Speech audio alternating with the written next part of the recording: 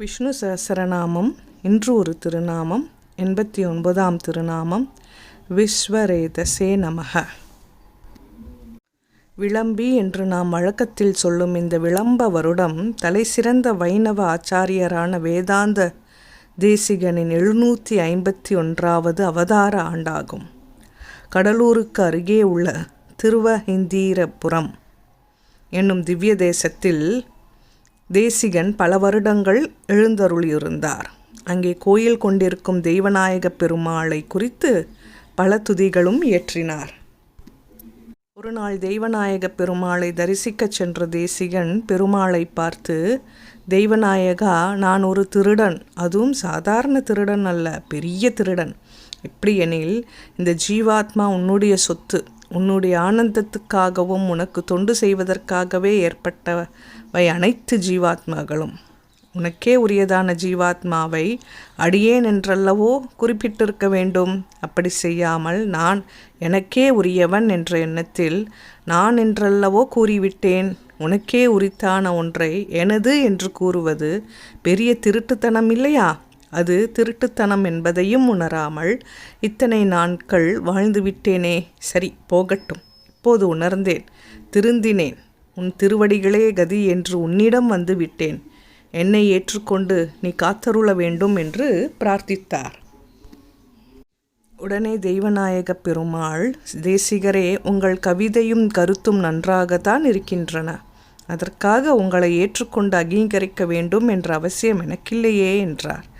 தேசிகன் அதற்கு, இல்லை, நீ ஏற்றுக்கொண்டுதான் ஆக வேண்டும். உன் திருவடிகளில் அணிந்திருக்கும் சிலம்பு ஒன்று நழுவி கீழே விழுந்தால் அந்த சிலம்பு தானாக உன்னை தேடி வரவேண்டும் என்று எதிர்பார்ப்பாயா, அல்லது நீ அந்த சிலம்பை தேடி செல்வாயா என்று கேட்டார்.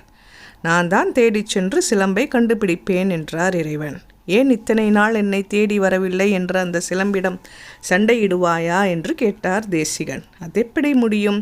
உடையவனான நான் தானே உடைமையை தேடி செல்ல வேண்டும். உடைமை எப்படி என்னை தேடி வரும் என்றார் இறைவன்.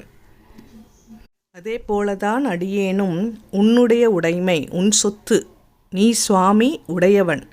இத்தனை நாள் அடியேன் உன்னை தேடி வரவில்லை என்றெண்ணி என்னை நீ ஒதுக்கலாகாது. உடையவனான நீ உன் உடைமையான அடியேனை ஏற்றருள வேண்டும். அந்த சிலம்பை எடுத்து உன் திருவடிகளில் அணிந்து கொள்வது போல அடியேனையும் உன் திருவடி நிழலில் இணைத்து கொள்ள வேண்டும் என்று பிரார்த்தித்தார் தேசிகன். இவரது வாக்குவன்மையால் வியந்த தெய்வநாயகன் தேசிகனை பார்த்து புன்னகை பூத்தார். தனக்கும் இறைவனுக்கும் நடைபெற்ற இந்த உரையாடலை தேவநாயக பஞ்சாஷத் என்ற நூலில் ஸ்லோக வடிவில் தேசிகன் வழங்கியுள்ளார். இதில் தேசிகன் கூறியது போல அனைத்து ஜீவாத்மாக்களும் பரமாத்மாவாகிய திருமாலுடைய உடைமைகள். உடையவரான அவருடைய ஆனந்தத்துக்காகவும் அவருக்கு தொண்டு செய்வதற்காகவுமே இவை அனைத்தும் ஏற்பட்டவை. விஸ்வம் என்றால் உலகம், விஸ்வத்தில் உள்ள அனைத்தும் அவரை உசுப்பிக்கவே ஏற்பட்டபடியால் திருமால் விஸ்வரேதஸ் என்று அழைக்கப்படுகிறார். அதுவே விஷ்ணு சஹஸ்ரநாமத்தின் 89வது திருநாமம். விஸ்வரேதசே நமக என்று தினமும் சொல்லி வரும் அன்பர்கள் திருமாலுக்கு வழிவிழா தொண்டு செய்யும் பேறு பெறுவார்கள். ஓம் நமோ நாராயணாய.